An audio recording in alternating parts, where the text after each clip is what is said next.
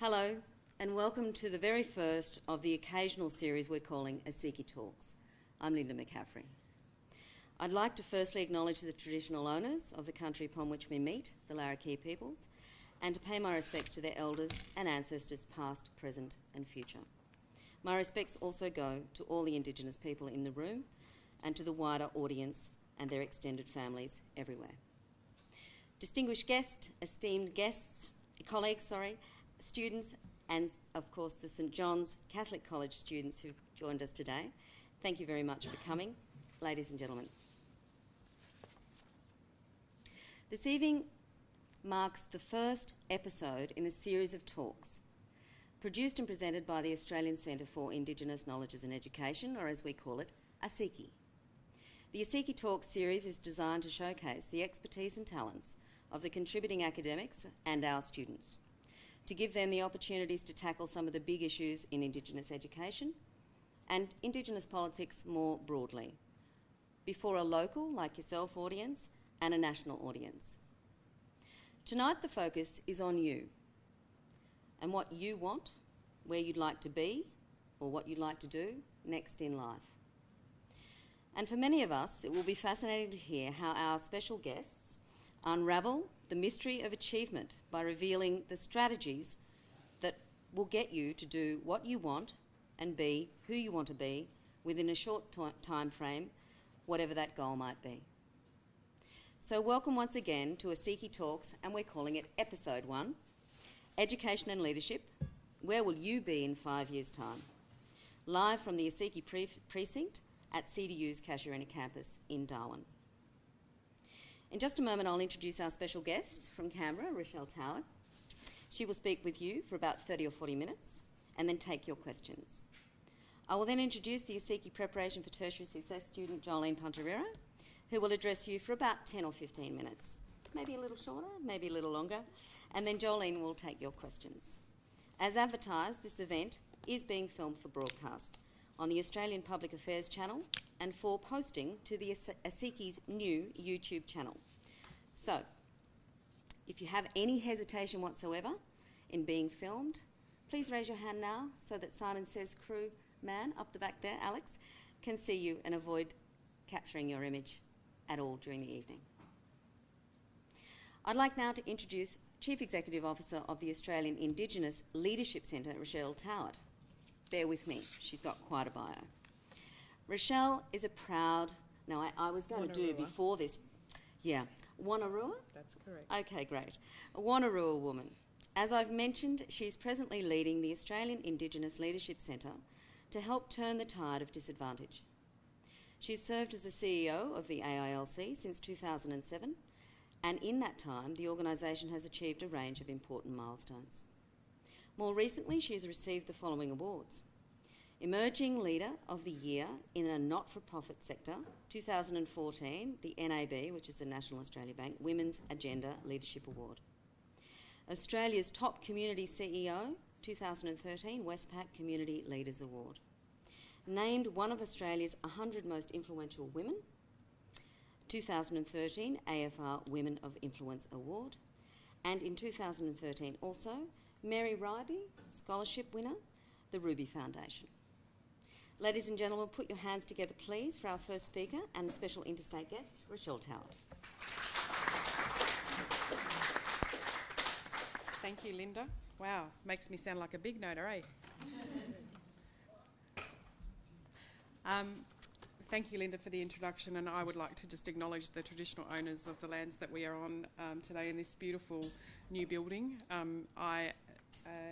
At the Australian Indigenous Leadership Centre have a very similar outlook on our premises in Canberra, in that we are probably 5 minutes from the city but surrounded by bushland, and we are literally in a wooden building which was the original Museum of Australia site where Farlap's heart was, and one of my first jobs in the ACT was to work for a lady by the name of Dawn Casey, and she was the original head of the Museum of Australia.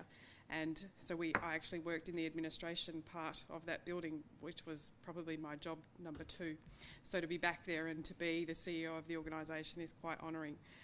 So as Linda mentioned, I have been the CEO of the AILC for a number of years, and I absolutely love my job. I am very honoured to be a part of leadership development for Aboriginal and Torres Strait Islander people across the country. And I'll just give you a little bit of a background on me before I get into my talk, so you can get an understanding of why and how I've come to where I am. I have been, I'm one of 4, eldest of 4. Was born in Blacktown and of very, very humble beginnings. My father used to work 6 days a week on the railway lines and used to travel from Western Sydney into the city by rail. And every day he would pick up his paper and he would take the train into his job. And one day he realised that it was Sunday and it was too late for him to get off the train. And he went, more or less, bugger this. He packed 4 kids under the age of 7 into the back of the car when seatbelts weren't necessarily thing, and so we ended up on our way to Melbourne. But we only had enough money for petrol to get to Canberra, and that's where we've stayed. My father tells me that that's because we were originally going to Canberra to all become public servants, but we know the truth. My father has since passed, and he still to this day thinks that I couldn't bear to tell him that the Australian Indigenous Leadership Centre wasn't a public servant position. So I have been in Canberra for a very long time, and yes, I was a public servant. I'm married now in March this year we celebrated our 20th wedding anniversary, and I also have an 18-year-old daughter, so I can understand all of the teenagers' views and concerns, but apparently I'm a hip, cool mum because I like to listen to very cool songs, but sometimes I embarrass myself because I've become what my daughter calls a gym junkie, and so she downloads all this music and puts it into my headphones, and some days, whether it's appropriate or not to be caught on camera saying that I was singing in the gym last week, big booty bitches, and my daughter was very embarrassed to say the same. But so was I when I realised that there was a person next to me on the treadmill going... So, anyway, I have, I suppose, walked the talk in my life in that I was a ratbag of a kid. I was 14 when I decided that home wasn't a place that I should be. And so I decided that I knew better and I would go back to Sydney and I would live on the streets for a few years. Not a few years, a few months, until a friend of mine, my auntie, saved my life. She saved my life in that she wanted to actually care about me and took me on that journey. And the journey started for me when I was 14. I've now discovered that I should have really listened to my mother, as we all do, but it has sent me down a path where I know why I'm here now. I know that I am the CEO of an organisation that makes real change, and it has the ability to give people an opportunity and confidence. So, lastly, before I start my presentation, I'll just tell you a little bit about the work that we do. As I mentioned, we're Australia's only provider of accredited Indigenous leadership training in the country. We do a Certificate 2, Certificate 4 and an Advanced Diploma of Aboriginal and Torres Strait Islander leadership. Earlier this year, we decided to expand our scope into doing governance programs. So we're now delivering accredited governance courses. So technically, we could say that we're the only organisation that does both accredited Indigenous leadership training and accredited Indigenous governance training together. We know that we do an amazing job. Last year, 175 out of 175 completed our leadership programs. 100% completion is something that education needs to look at, why we are different and how we get the outcomes that we do. We know that 70% of our alumni go on to further education.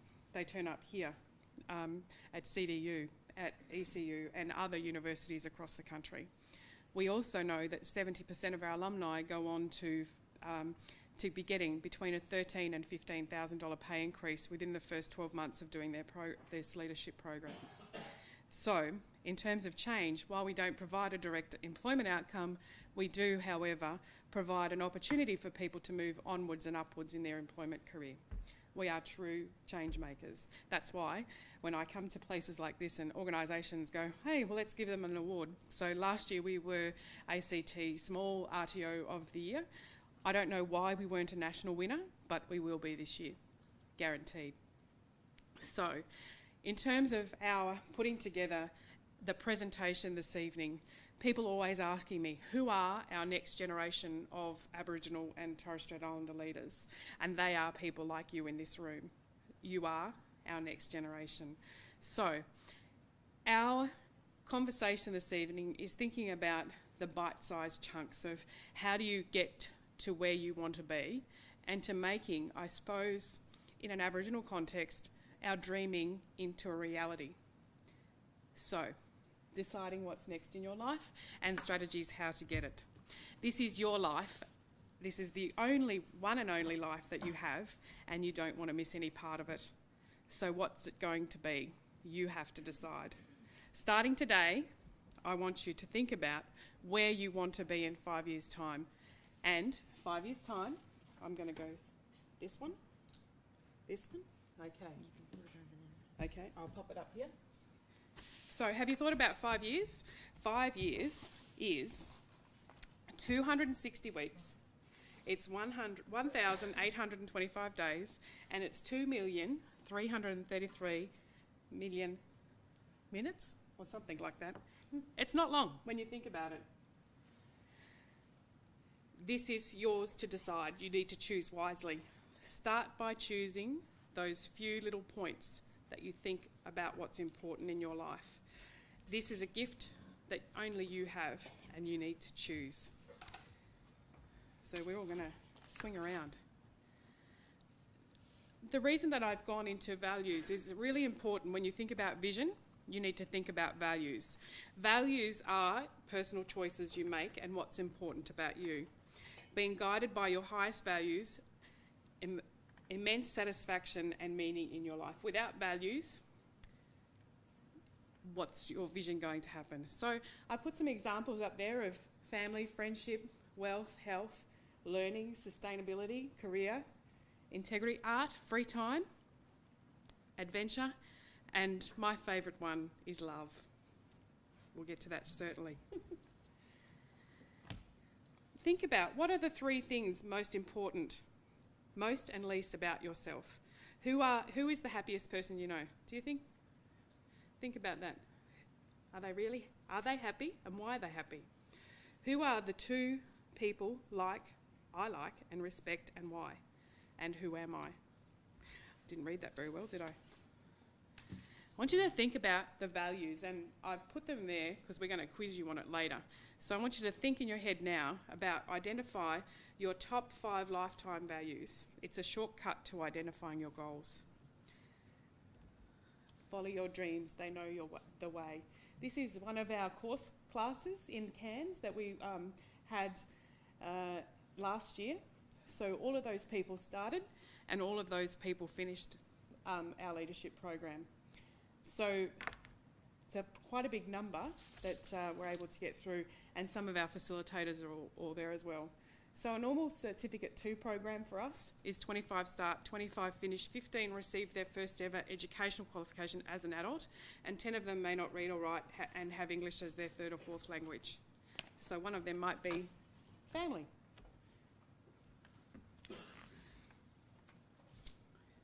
An important quote: if you don't have a dream, how can you have a dream? How can you have a dream come true? So if you don't have a dream, how can they come true? Your imagination is the preview to life's coming attractions. A famous guy by the name of Albert Einstein said that. A goal is a dream to set in paper. Don't just think it, ink it. You own it, write your dreams down, and look, they become goals. So when we think about that vision, it's really about a dreaming, and how do you make that dream come true? It's you owning that dream. And if you're just thinking about it, it's not going to become reality. So when you go home tonight, I want you to think about that dream and putting it down in writing. It might be you want to be a doctor. It might be that you want to become a lawyer, an academic. Or it might just want to be that you want to be the best that you can be. Without writing it down, it won't come true. Setting these goals in only one or two areas in life is like a rowing boat with one oar. You will just go round and round in circles. So you've got to have two. This is going to look really bad on camera, to go round like this. Not that I can row a boat, but if you've only got one oar, it's not going to work. You're just going to go round and round. Try it if you ever go fishing and you're in a boat with one paddle. And you know that old saying with the boat, again, probably not a good idea to swear on the camera. So,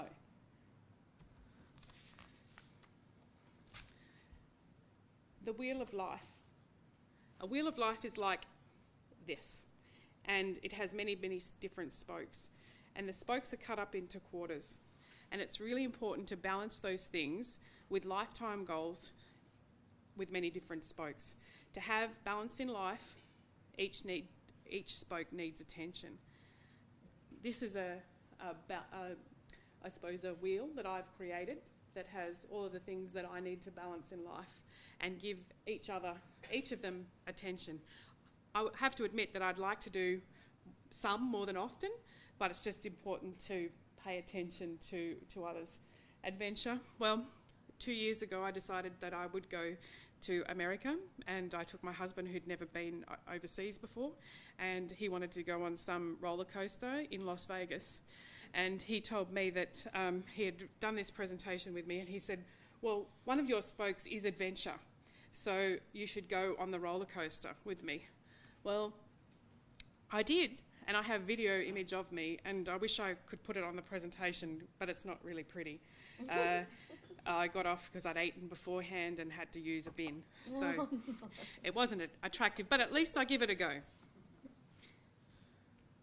Now, this I really like about vision development and values, and I get it because when we go into a restaurant or when we order a simple thing as a cup of coffee, we are specific in what we are ordering. So if we want an entree and we want a main, we want an entree, we want a main, and we want dessert, we're actually going to sit and talk about, well, what's on the menu first?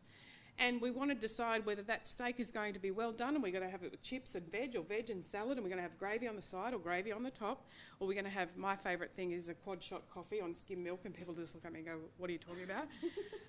But we are specific when it comes to food and going out to a restaurant. We are so specific in what we want, and we're going to send it back if it's not right, yeah?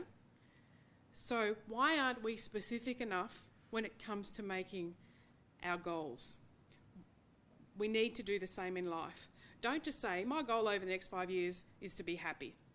Be specific. Clearer and more you visualise that goal, the easier it becomes to achieve. If possible, ride in it, fly in it, visualise it, rehearse it, and get pictures of it. And then list the steps you need to attain it. Now, I love these people here. So this was a photo that was taken at the 100 Influential Women, which I was one of 12 other Aboriginal women that were identified in the Australian Financial Review's Top 100. The year before there was 8, and the year after there was 12. So we got over the statistic of being the minority in the room. But the important things around being with people, and I've just skipped past that, with people who you want to be with. I'm going to go this way.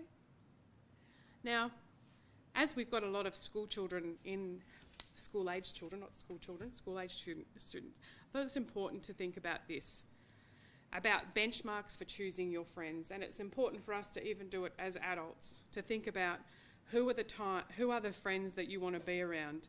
Are they people that will drag you up, pull you down, or lift you up? If they're not lifting you up, they're not a friend. Will he or she make make you want to be a better person. If they're not, don't have them on your friends list. Do they make you a happier person, a more successful person? Will he or she achieve my most important goals? Help me. If not, find some friends that will. Can you list 5 people in your life that are those true friends? Yeah? I have 3. My husband, my daughter, and my mother. I have sisters, but, you know, you can't pick the family, remember. So Oprah said, one of my best moves is to surround myself with friends who, instead of asking why, are quick to say why not. That attitude is contagious. This is another one of my favourite things about Someday Island. Have you all thought, you know, someday I'm going to do that homework? Someday I'm going to go to the gym. Someday I'm going to go to football training, and so I can go get all my schoolwork done, and I'm going to play on the weekend. Some people want to go to the gym. I can say that someday I said that I was going to give up smoking, which I did, and decided that I had an addictive personality, so the choices of drugs, grog, gambling weren't probably good for me and my career. So I tried knitting. My scarf went like this, not good. So my addiction became walking. So I need to change this presentation because I was 158 kilos 2 years ago, and decided that giving up the smoking, I needed to do something else. So I took up walking, best thing I ever did. Gave up the smokes. Don't take them up, they're too hard to give away. So in this Someday Island, we all know that it's there. And life is not a dress rehearsal. Life is here. Life is now. And you've got to reach out and take it, because it's only for a little bit. I keep on giving you more homework. Is that good, that I give you more homework? You're not really going to be tested on it. But I would like you to think about 5 things you've been procrastinating, thinking about for a while and haven't really done it, and take a little step to be able to put that into action to make it happen. So if you've got assessment tasks in the next few weeks and you're thinking, I should really be studying instead of, texting on the mobile phone, maybe that this should be thought about. And I see you all looking around the room going, I'm going to be in trouble now. So I want you to all get these goals. So these are more photos of, this is my dad's side of my family. My mother's side is my Aboriginal side of my family. This is here my 90-year-old grandmother. And we celebrated her 90th birthday earlier this year. And the most amazing thing about being at that event was normally families get together at funerals when it's too late.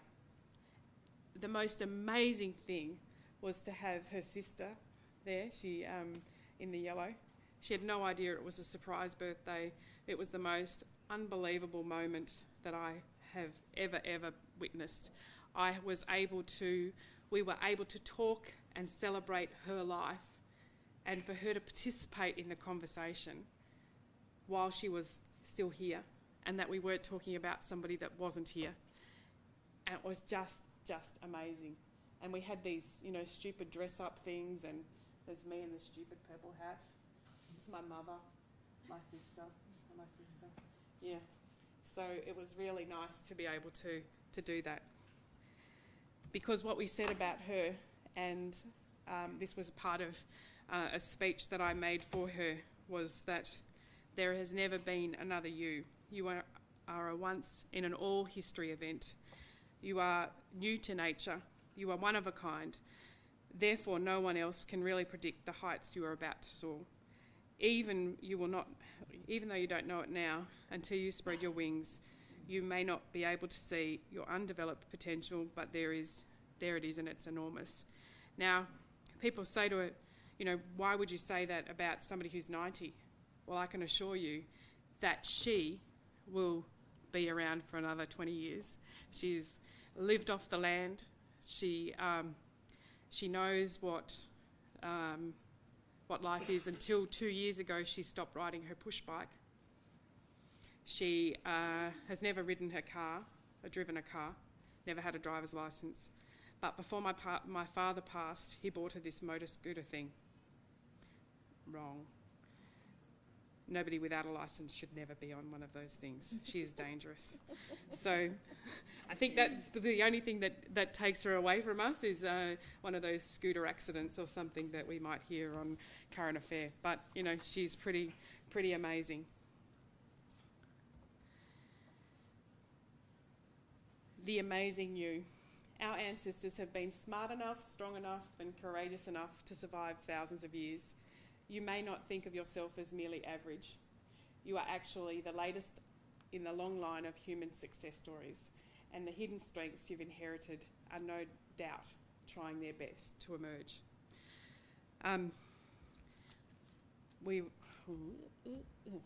This is our training award that we got. From winning that training award, Minister Joy Birch, who's an ACT minister, invited me to be a part of the ACT Women's Advisory Council, which I'm co-chair of. Because of that opportunity, we had a discussion about how women and women's participation, not only in the ACT but across Australia, is low, and participation at board levels. How do we?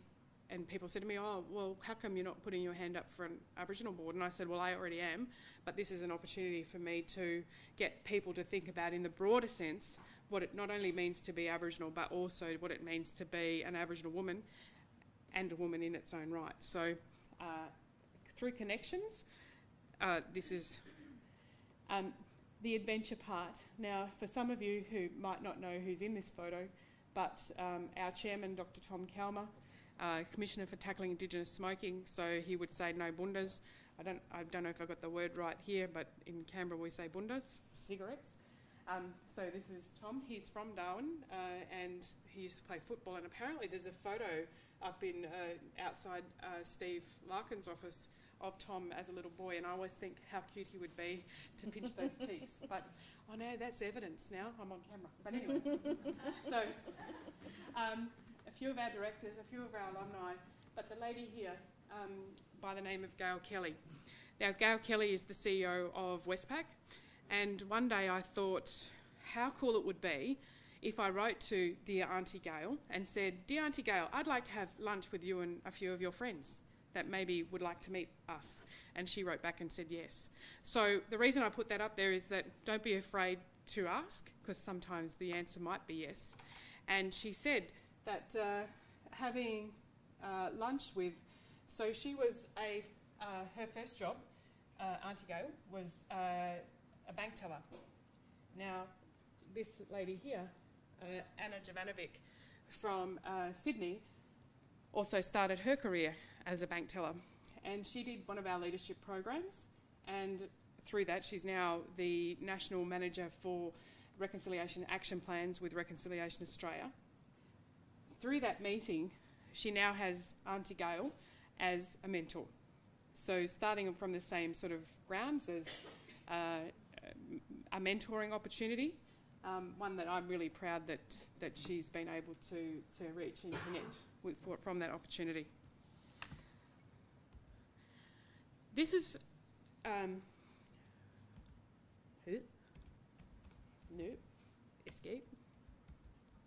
We're broken again. But anyway, I will go on with whether you're Indigenous or non-Indigenous in this room, whether you're Aboriginal or you're non-Indigenous, I think that it's important that we all visit the home of our ancestors, and on both sides of our families, if there are opportunities for, we all have different parts of our families. So whoever they were, make plans to see where they come from. Walk the hills, walk the mountains, swim in the water where they were born. Feel their dreams, their hopes and aspirations, and if possible, eat where they ate, eat where they ate, drink where they drank, and sing where they sang. You are the latest addition in a long line of your family. You deserve to see, feel, hear, taste and touch your ancestors for yourself.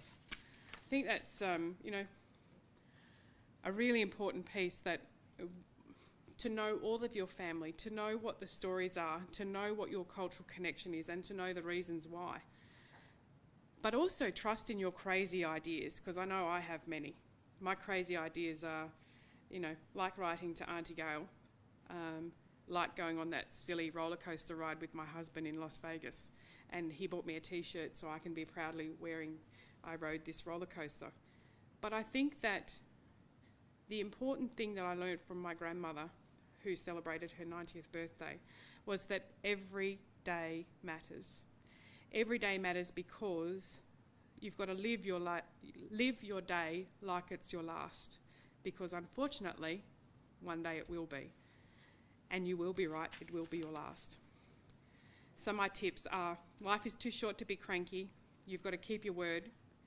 Forgive everyone, and the most important one to forgive is yourself. Move forward, quit worrying. Really, those things that we worried about, if you think about what you worried about last week, can you really remember what that was? Because I know that I can't. But I still worry about, you know, how I'm going to do this presentation today, and, you know, worry about what anybody thinks, and I've probably got something on my face because I ate a bag of twisties before I came. But really, am I going to worry about that tomorrow? No. Be grateful, it's the little things. And it's okay. This is probably one of the hardest things that I've learned, is that it's okay that not everybody's going to be your friend and not everybody's going to like you. I found that really hard to bear when, you know, I consider myself to be a likeable person. I'm not an ogre. That's going to look really bad on camera. But, you know, it's okay. One of the most important things to remember is that education is the power to change, and to learn to read, today a reader, tomorrow a leader. Be up with all of the things that are going on through politics, through school, through history. Go to a library. I mean, you guys at school would be, you know, at libraries maybe sometimes. But my girlfriend said to me yesterday, she said, I went to the library and did some photocopying. What'd you do that for? Don't you have a photocopier at work? She said, oh no, I just hadn't been there for a while and I thought I'd go and check it out. She said, I'm sick of buying books and perhaps I should go and borrow one because that's free. And I went, yeah, I'm going to join the library when I get back to Canberra. So the attitudes that we have are choice, and life is too short to be cranky.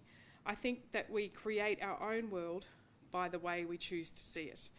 Your mind can choose to focus on fear, worry, problems, negativity or despair, or it can choose to focus on confidence, opportunity, solutions, optimism, and the most important one, success. And I think that you can decide what's best for that. I'm just going to go through this really quickly because I'm running out of time. But mean what you say and say what you mean. Do we all understand that?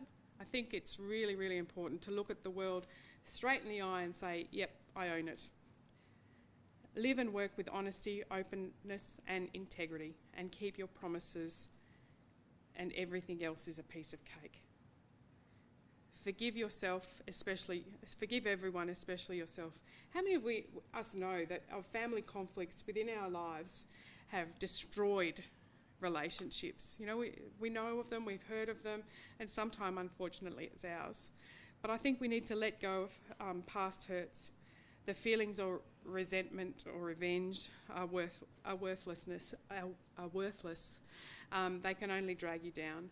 And the courage to forgive is so truly liberating. And make a rule: always be the first to forgive, and especially yourself. Move forward. Yesterday is a cancelled cheque. The past is not your potential.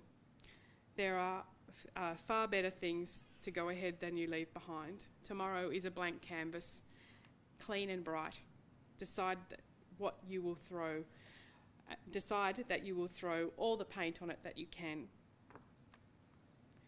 The worrying stuff that I mentioned, I'll just go into a little bit more detail in that. It's been estimated that 99 out of 100 things that we worry about never come true. If you stopped worrying about everything that might happen tomorrow, wouldn't that give you more of the time to go and actually enjoy or savour today? What did you worry about 6 months ago, a year ago, 5 years ago? And how many of your biggest worries have actually come to pass? And if we think about those 5 years, about the timing of those 5 years, those 2,333,000, none of them would be there on that list. Be grateful. Stop and view your life through the eyes of 6 billion other people. Literally, hundreds of millions of people would gladly trade places with you right now and be ecstatic. If you think about it, how many people in this world haven't got the opportunities that we have in front of us and have taken them for such, I look at those of you who've been watching the news about the women who were stolen. Think about them. Think about those other people that have gone before us and have suffered through. Today is the anniversary of the apology and sorry. Think of those people. My grandfather was one of them. They would gladly trade places with us today. We have so much to live for, so much opportunity that we just need to reach and grab and take everything that we possibly can. Because it's the little things. Thinking small is an art. The art of living, the happiness of life is made up of the little things. A smile, a helping hand, a caring heart, a word of praise, a moment of shared laughter. We are almost alive in all these moments, so savour them all. And I think that one of the things we don't do is congratulate ourselves enough for the work and the things that we do well.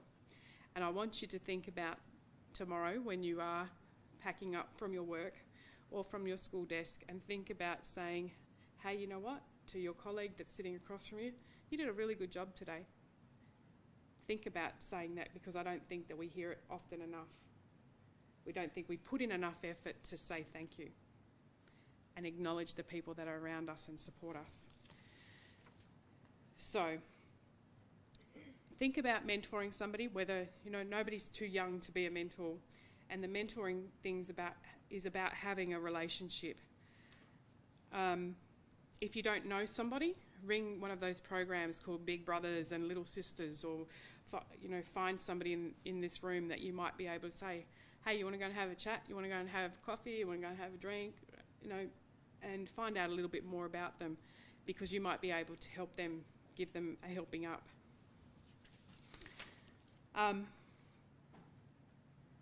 I had one person, as you remember from the start of my story, that said that they believed in me, and I'm very fortunate that I am here today, because without that person, my auntie, I wouldn't be here today. And I would like to thank you for all of your participation and acknowledge the people that you have helped and who you're going to help in your life. And I wish you well on your leadership journey, because it's only the beginning for some. But for some, it's a new pathway to walk on. It's a new opportunity for you to be the best person that you can possibly be. And I'd just like to say thank you. I hope I've gone long enough and I haven't gone too far over. Perfect? Well, I love that. And thank you for saying perfect, because, as my daughter says, but I won't sing any more songs and embarrass myself at the gym. I have to remember to keep you hum the words. So I'm a really bad singer, so I won't even try, but thank you so much for the opportunity, and I hope I've brought a little bit of thought to your heart and mind, because leadership is not only about learning in the head, it's about learning with the heart as well. Because most of us have been, in some way, shape or form, been affected by trauma, grief and loss in our life, and we really do need to acknowledge, especially on a day and an occasion like today, to know where we've been to where we're going. So thank you.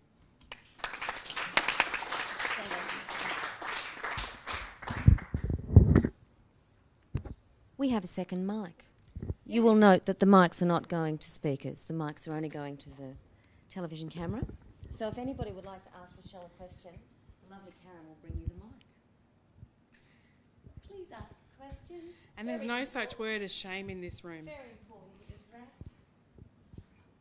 No such word as shame. There you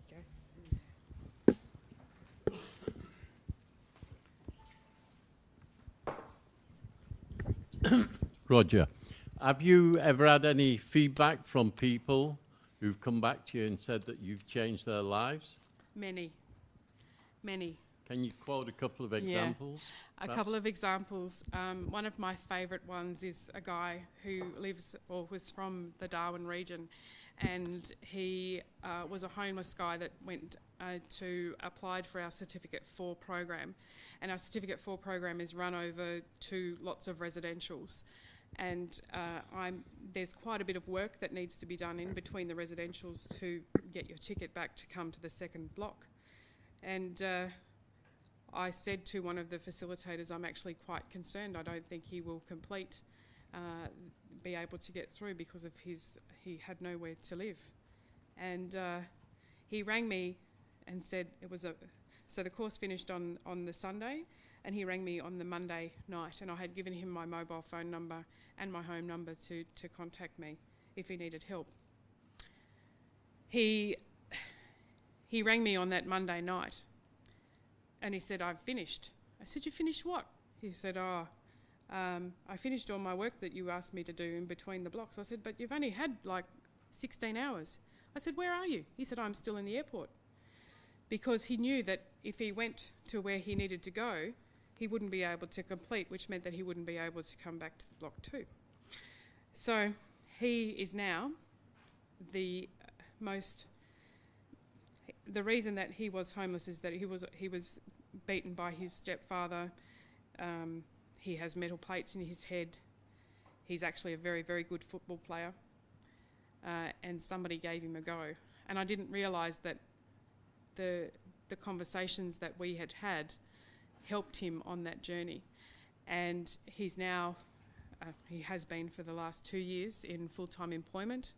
He's purchasing his own home.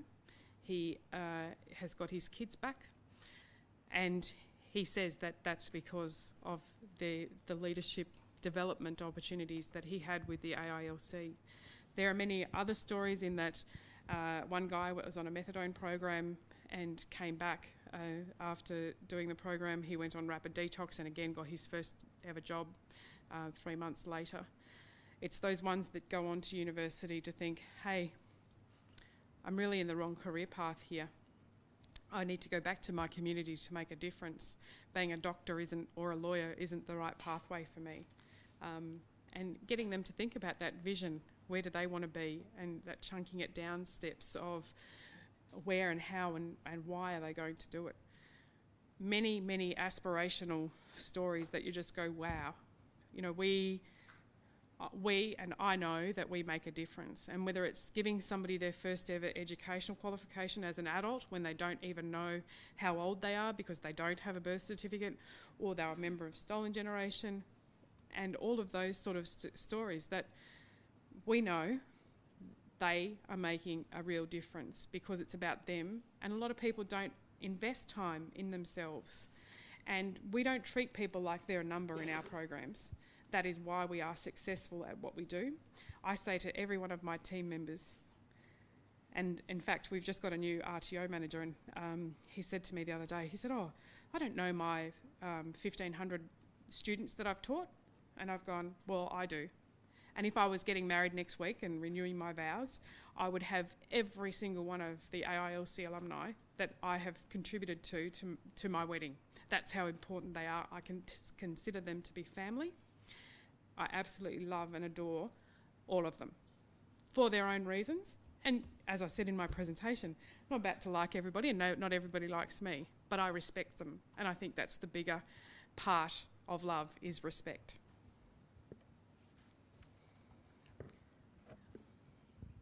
Any other questions?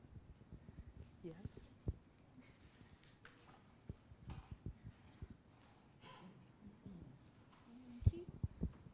What do you use for your motivation and drive when you're experiencing difficult circumstances in your life? Yeah, that's a hard one because, you know, I experience them every day.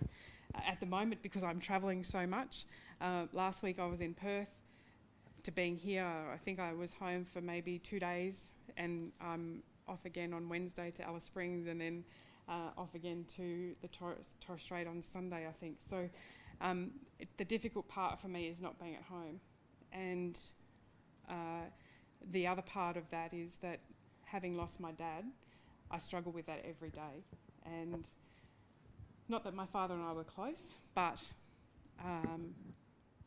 he was an inspiration to me in his life, in that we didn't come with a lot of things. We didn't have these birthday presents and people on iPhones, and, you know, when we were at home, coming home from school, it was trying to get onto the phone, if the phone was connected, because the bills hadn't been paid, and I was sitting on the lounge when the repo man came through and took the lounge from under us. Okay, that was just norm.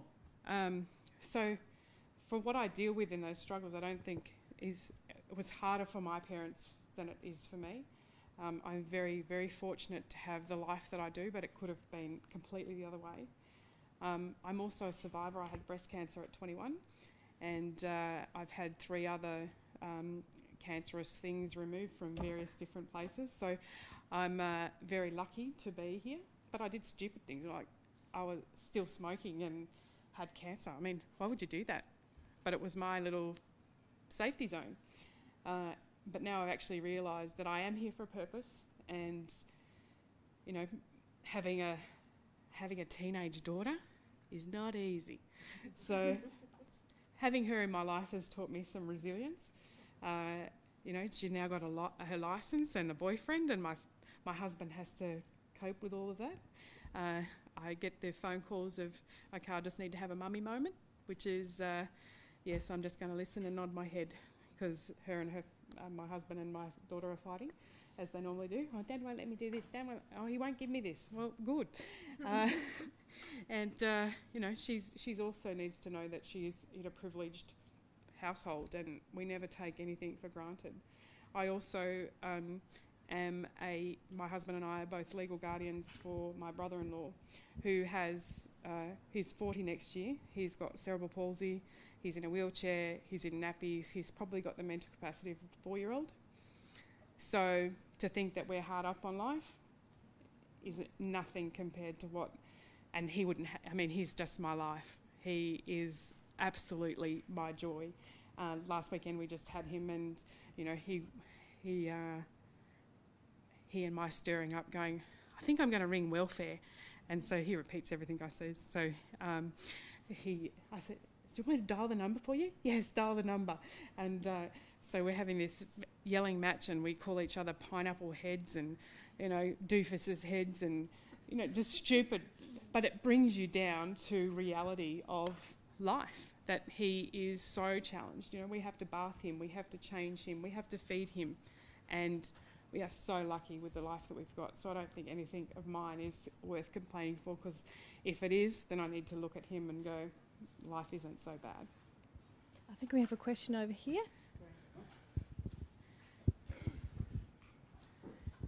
Hi, I'm Andre Darcy from the Two Islands. How old do we have to be to start your leader course? Well, we could tailor one especially for you. We could come to the school and deliver it for you. I would love to see that our leadership programs, and I'm speaking with the Chief Minister in a few weeks' time, to say the AILC is ready to come to the Northern Territory and have a real presence here, because we don't want to be one of these organisations who come in and go and be another East Coast training provider coming to be the saviour of all saviours. If we are going to be here, we want to be here, and I want to get our Certificate 2 in Indigenous leadership into the school space, where you can start thinking about where do you want to be when you finish school? Not too sure. Yeah, but we want to help you answer that question, to help you work on that vision of what you want to do when you finish school, because I think my daughter, Caitlin, she finished Year 12 last year, and she finished with a Certificate 3 in business and a Certificate 2 in childcare. And why wouldn't it be awesome if she also had a Certificate 2 in Indigenous leadership that helped her with the question of, what do you want to do when you finish school? I don't know. She still doesn't know, because she still hasn't thought about what that vision is for her. And that's a really important thing to start thinking about. So if I think having us here in the Territory is going to be really, really important. We want to see our leadership programs within the prison system. We want to get our people out of the prison system, where 86% of the prison population in the male prison is Aboriginal. We want to change that. We have to change it. We have to get people thinking about where they want to be. Thank you for your question. Thank you. Anybody else like to ask Rachelle a question before we wrap for a while? Nobody? Okay. Awesome. Well, we thank her very much. Please put your hands together for the CEO of the AILC, Rachelle Towart. So welcome once again, and thank you for staying for the second piece of our special night. This is ACIKE Talks. It's the first episode that we've ever put together, and I'm very glad that we've got a room full of people who are enjoying what we've got to say this evening. I'd like to introduce, I should mention that I'm Linda McCaffrey and I work here at ACIKE. The Australian Centre of Indigenous Knowledges and Education is hoping to work very closely with the Australian Indigenous Leadership Centre, so you might find that if you do enrol in her courses, there'll be pathways sometime in the future to ours, and we look forward to that. So we'll see how that goes in due course. But just now, I'd like to welcome our new guest. If you've been noticing things around the media traps lately, you might already know of our next guest. This evening, obviously, we're launching the series, but we've also launched Joelene into the media world quite recently too. Joelene Puntoriero is a proud young Aranda woman who is presently enrolled in the ACIKE Preparation for Tertiary Success course, which will give her the skills and confidence to transition into the undergraduate degree program at the university, or any university of her choice. Joelene is also involved in an Indigenous youth leadership program run by Jobs Australia Foundation, and I'm sure you'll hear more about that in just a moment. But for your interest, this young woman has a pretty cool ambition beyond graduation. Joelene is planning to enrol in a Bachelor of Health Science, as far as I understand, unless she's changed her mind like recently, and with a view to becoming a pharmacist in remote Northern Territory communities. That's pretty cool, and it's very ambitious, and I'm proud of her already. Ladies and gentlemen, Joelene Puntoriero.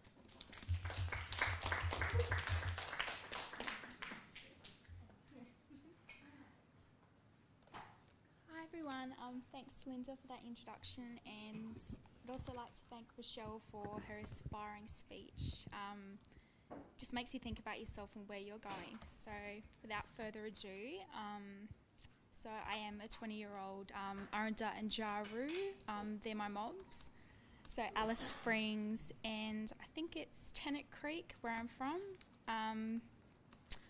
What I'm currently doing at the moment is I am doing a tertiary enabling program at Charles Darwin University. So what it primarily does, it prepares you for studying university at here. And whilst doing that, I'm currently in a Youth Indigenous Leadership program, going to go on to the Kokoda track in 8 days. Have any of you guys heard about the Kokoda track? Yeah? So for those who don't know what it is, it's a 97-kilometre track in Papua New Guinea. We're going to be doing it in a duration of 9 days, and whilst we're on the Kokoda track, we're going to be building an orphanage for 22 orphans up on the Kokoda track. So that's going to be such an amazing experience. But I was privileged enough to be accepted into the Youth Indigenous Leadership program because one day my science teacher, she's like, what are you doing at the moment? And I was like, oh, I'm kind of at uni down south, because that's where I started university. I moved from Darwin all the way down to Armidale, New South Wales. And she encouraged me to apply for this program. Now, usually when someone says that, you go, no, I couldn't do that. Like, why the hell would I want to do that? But yeah, I got accepted. So that was pretty exciting. And from being accepted into that program, I've had so many opportunities come to me just by being accepted into university, coming back up to Darwin, being invited to do this talk to you guys, meeting heaps of other inspirational Indigenous leaders, and just wanting to be a part of my community and further reconciliation within the Northern Territory. But just going back to the PTS program and what it entails, it allows you to identify yourself as a leader. So what I was encouraged to do, because I'm not the most driven of people, I tend to leave my assignments to the last minute. Does anyone else do that here? A little bit? Yeah. Well, I'm the biggest sucker for that. I do that all the time. So what the preparation for tertiary success, as my lecturer Joelene will back up that, it helps you implement ways in which you can stop that primarily. So you can get it done, you can get higher marks, you can have more time to go to footy training. I used to do netball. I actually had time to go to netball then to do other stuff that I actually enjoyed doing and getting my studies done. As well as that, it allows you to identify ways in which you learn best. So I learn best if I'm in a quiet area and I've got some music playing, whereas some other people, they can't listen to music while they're playing or whatnot. But yeah, so what age group are you guys in? What years? Year 10 and 11? Awesome. Have you been to any careers expos at the moment? Not yet? Cool. It's all right. So what pathways are you guys looking at? Any of you guys interested in environment? Either being a ranger? Yeah? Awesome. That's what I first wanted to be. Awesome. Are you in a program with that at the moment, or just experiencing a little bit? Yeah. That's so good. So how are you going to do that through a certificate, or are you looking at coming to uni? Yeah, we're waiting for a certificate. Yep. So once you finish that, you could probably enrol into the tertiary enabling program and get a bachelor in environmental science, because that's what I was going to do. But as Rachelle was saying before, no one ever, like, if someone comes up to you and asks us, what do you want to do? You're within every right to say, I don't know. You're not wrong. You just haven't found out what you wanted to study yet. I've gone from wanting to be a police officer to wanting to, I know, that's pretty funny. What else have I looked at? A ranger, a marine biologist. I've studied agriculture down south. I used to show cattle, you know, have you guys been to the Kathryn show? Red Splash show? Yeah, I was walking around with the cows. But yeah, now I'm here. But you're never wrong when you say you don't know what you want to do, and take every opportunity you can to experience a different industry or a different job outlook. So another example, I went to National Space Camp, so I was a bit of a space cadet. Because I didn't know anything about it, I got to meet an astronaut, but I didn't like it, so I kept looking at what I wanted to do. So going on from that, where I am at the moment, the Kokoda Trek, that's in 8 days. I am so scared, excited. It's just one of those, when anyone asks you, why are you doing the Kokoda Trek, people usually go, oh yeah, it's on my bucket list, but they never actually really get to do it. Whereas I'm not being forced into it, but it's like a kind of commitment to the program. So yeah, that's my latest endeavour. But that was just because I said, why not? As Rachelle was saying before, don't ever knock something back. Don't ever let anyone say to you, you can't do that. Don't ever let them do that. Say, no, you know what? I'm going to prove you wrong and I'm going to go do that now. So take off every opportunity that's available to you. Rachelle's program, do it. I'm even thinking about doing it. I was asking her before how I could do it. So good luck on all your future endeavours, and hopefully I'd love to hear about all your journeys and where your leadership can take you, especially as being Indigenous kids. So yeah, thank you.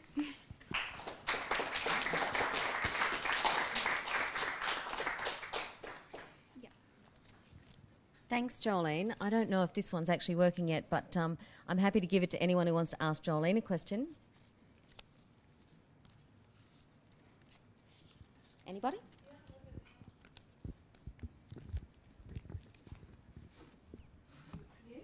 Or did you just rearrange your shirt?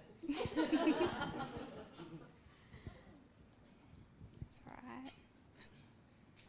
Go on.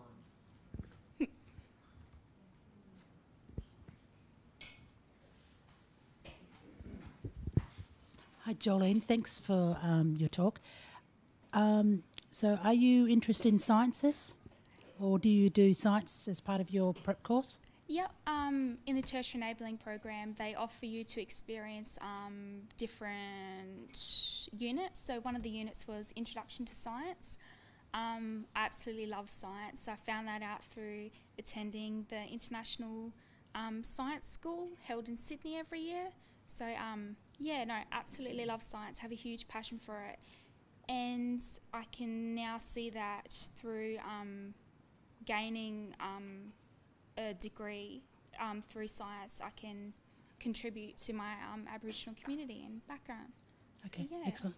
I work at just down the road at Flinders NT Medical Program. Okay, awesome. So if you're interested in being a doctor, come and speak to me. Yeah, no, absolutely. Absolutely. Thank you.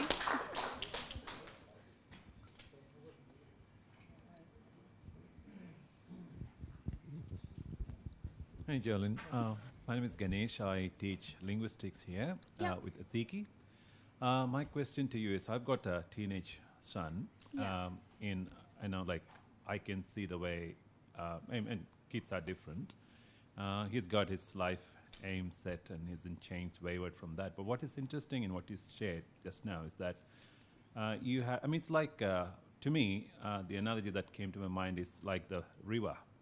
You know, that twists, that turns, meanders around, and then, but again, you know, you don't miss the aim. You know, you end up where you want to be. Yeah. So what could be some of those elements in your life that have actually kept your focus or has brought you onto a path, a steady path?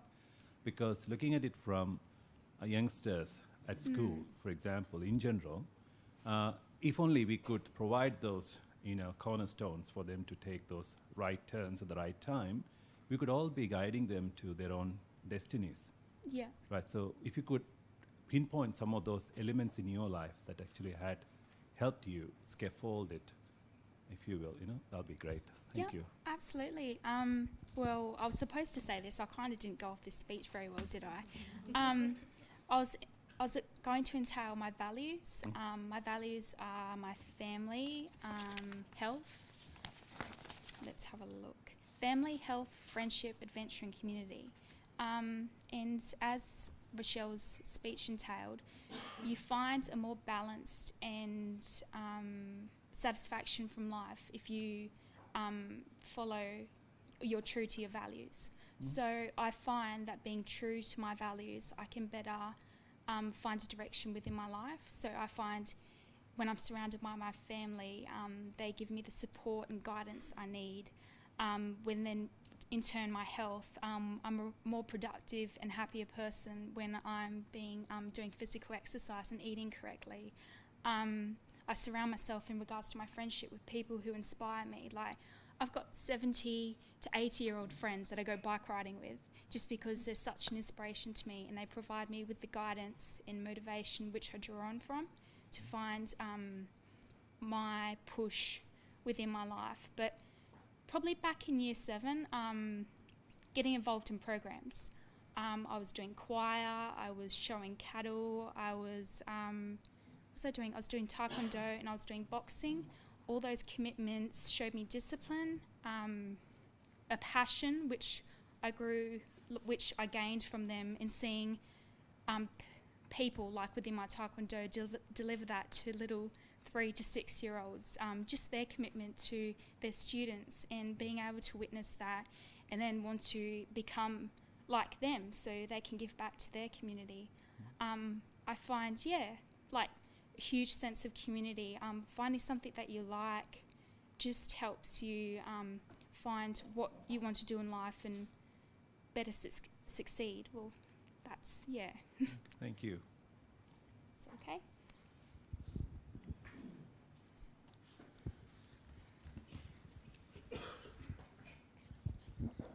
My name is Rachelle and I'm from the Tiwi Islands. Awesome.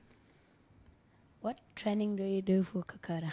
Oh, what training I do for Kokoda. So at the moment, I've been doing a lot of strength training just because some of the days that we're going to be walking up the hills, it's going to be an incline of that.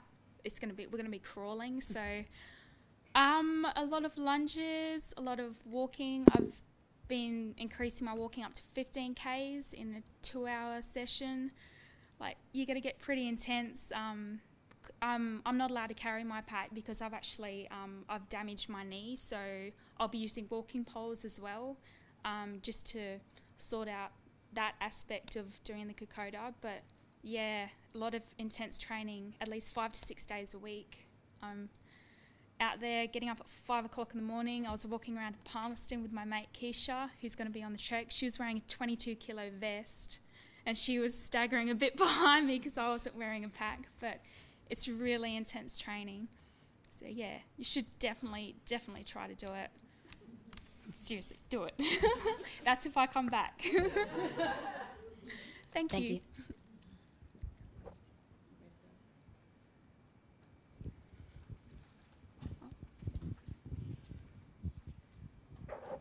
Since Joelene asked me a question, it's my turn for payback.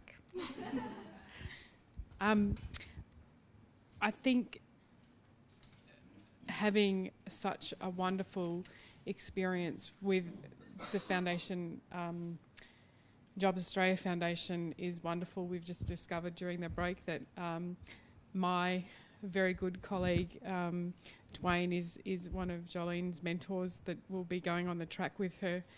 And we have such wonderful opportunities for young people, young Aboriginal people in this country. I was just saying to Joelene during the break that there's something else in South Australia that they're doing a tour called Tour de Nunga, which is like the Tour de France or whatever it is, the bike ride. So an Aboriginal youth group is taking a bike ride around South Australia, which is, you know, another wonderful opportunity that there is for us.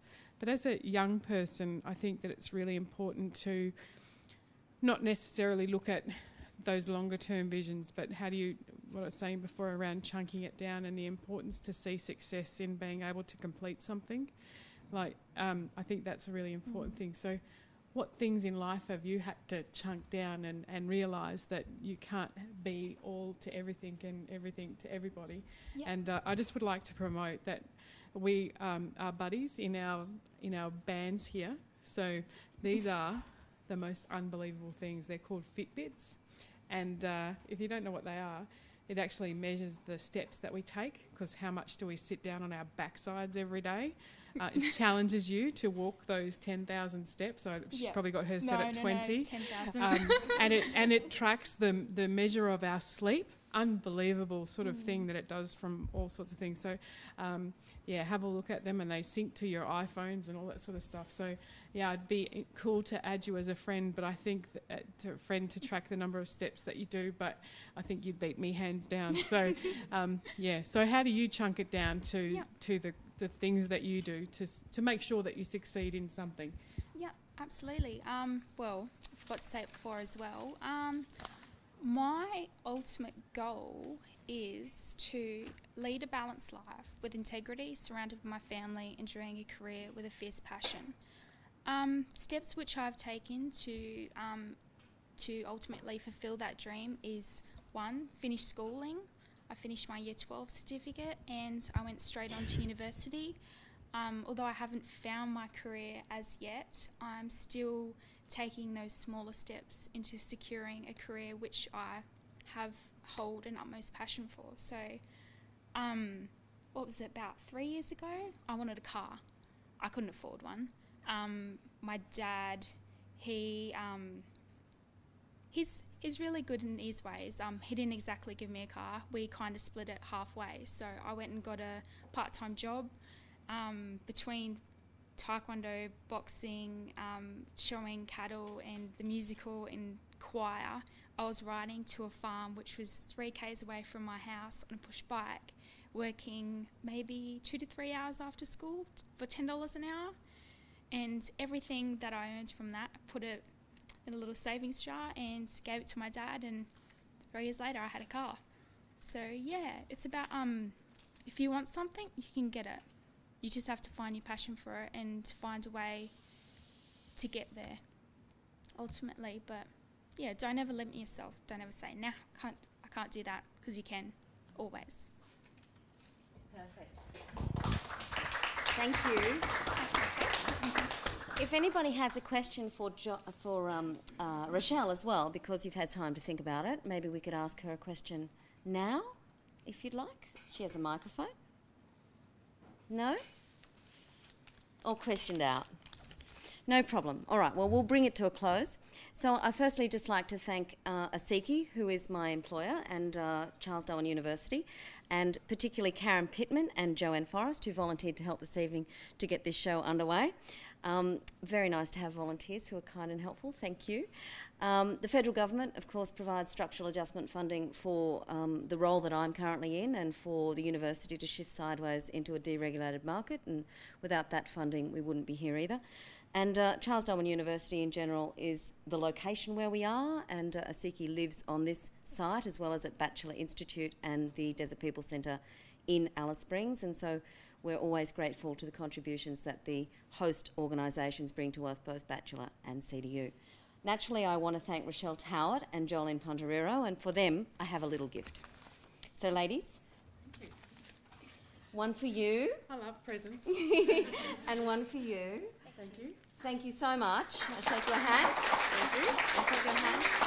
I hope you enjoy those small tokens of our appreciation at ACIKE, that you could come all this way from Canberra and all this way across town to provide this inspiring first ACIKE Talks. And they are a little token of ACIKE's artwork, if I can say, in a nice presentation book, and something else that's a bit sort of territory, just to make you feel at home up here. So if you'd like to I just respond, that'd be lovely. I would like to just say thank you to ACIKE and to Linda for her hospitality and asking us to speak.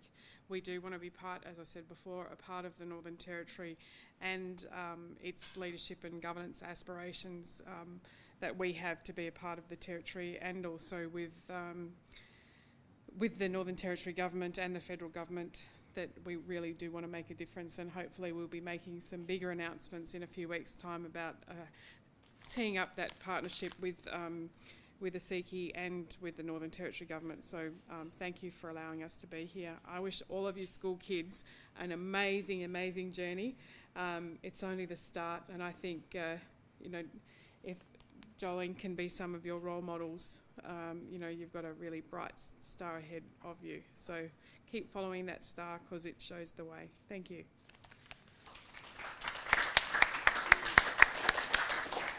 So that brings our little show to a close, except I'd like to say that there will be another ACIKE's Talk, episode 2, probably in NAIDOC week, and given NAIDOC's theme is serving country, centenary and beyond, it'll be about that kind of process, probably from first contact, actually, resisting colonisation, all the way through to potentially Afghanistan and other places that people have had to serve since. So if you'd like to come back to one of those, please let us know. ACIKE is easy to find. You can just Google us. And of course, I'm Linda McCaffrey, and I'd like to thank everybody for coming. Thank you.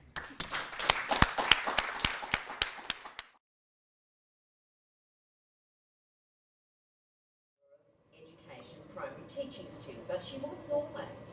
She has quite an interesting learning journey behind her, and quite an interesting, I think, 5 years in front of her. And she's generously agreed to tell us that story this evening to kind of exemplify what it is that Rachelle's been talking about. So for ACIKE Talks, episode 1 in Alice Springs, I give you Kathryn Cochrane. Thank you very much. Yay! Firstly, I'd like to thank the traditional owners from the land that we meet on. As I said, my name is Kathryn Cochrane. Most of you know me anyway. And I'd just like to take this opportunity to tell you about my learning journey. I'm 30 years of age. I work 2 casual positions. I'm an administrative officer for Centre for Remote Health here in Alice Springs with Flinders Uni, and I'm also an Indigenous mentor for inter-uni program with Lorna. So on top of all that, I'm juggling a full-time study load, and I'm a single mother of 2 young boys, ages 7 and 10, going on 54. They think they own the joint. And as I said, I'm currently studying a Bachelor of Education primary in my 2nd year. But to be honest, it's taken me a long time to get here. So he put me on to Bachelor because he just retired in December. He was the lecturer of horticulture and land management here, so he put me onto Bachelor and said, well, why don't you look into mature age entry? Unfortunately, well, no, I won't say unfortunately, because all good things to come.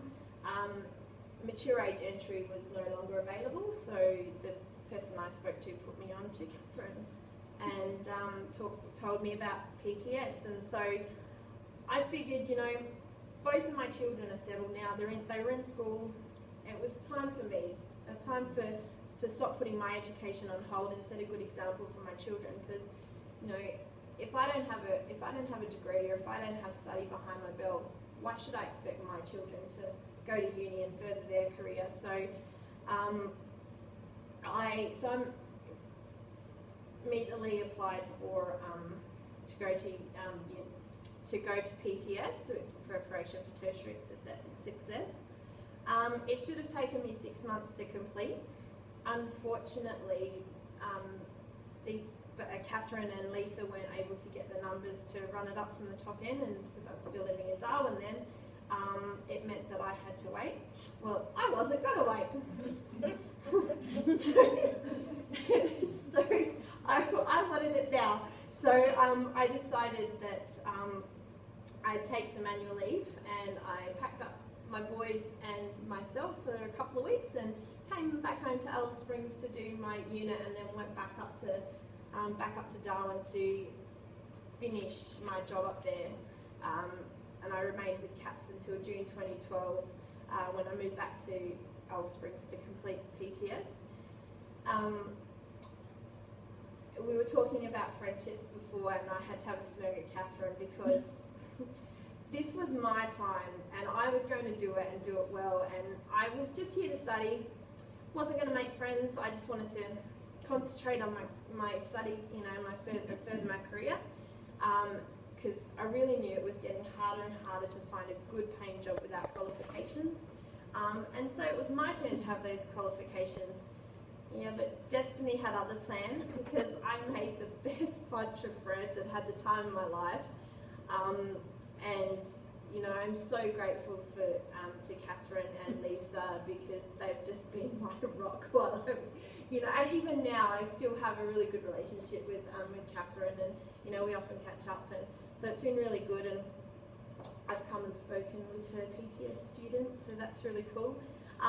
But you know, I won't lie, I've run into a few problems. I swore black and blue that I couldn't write a narrative, and I'm sure Kathryn will remember this. Turns out I'm not actually that bad. and you know, you can just ask Kathryn, and she'll tell you how I struggled to get my head around this new concept of both ways. You know, I might be an Indigenous person, but I grew up mainstream, and so that whole both ways was a head spinner for me. I didn't get it. I didn't understand. Like, I got it, but to try and write about it, it wasn't happening. The connection wasn't making it there. I got there in the end, though. Yeah, perseverance. That's right. I successfully completed PTS in November 2012 with 3 high distinctions and a distinction. I was very proud of myself. Thank you. And you know, even better, I was in the right position to enrol in the degree and fulfill my dreams of finally going to university. I was really eager to start uni. but thanks to a very persuasive PTS lecturer, who I am forever grateful to, I didn't have to wait until 2013 to start my degree. In fact, I started a week after completing PTS. Wow. So I went straight into it, and I'm eager to continue with my studies. As we've said, I'm in my second year, and to be honest, if you'd asked me 4 years ago that if I'd ever go to uni, I would have said no. But now I have even bigger plans for my career.